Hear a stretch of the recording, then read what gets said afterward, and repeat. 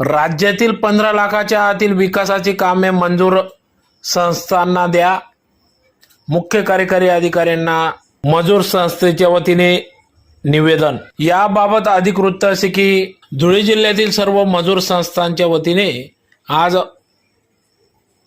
जिल्हा परिषद मुख्य कार्यकारी अधिकारी विशाल नरवाडे यांना निवेदन देण्यात आले. सदर या निवेदनात म्हटले आहे की राज्यातील 15 लाखातील कामे ग्रामपंचायतीला देण्याचा निर्णय वित्त विभागाने घेतला होता. तो शासन निर्णय परत घेण्याचा वित्त विभागाने घेण्याच्या प्रतिज्ञापत्र मुंबई उच्च न्यायालयाने सादर केल्याने आता तो निर्णय रद्दबातल झाला आहे.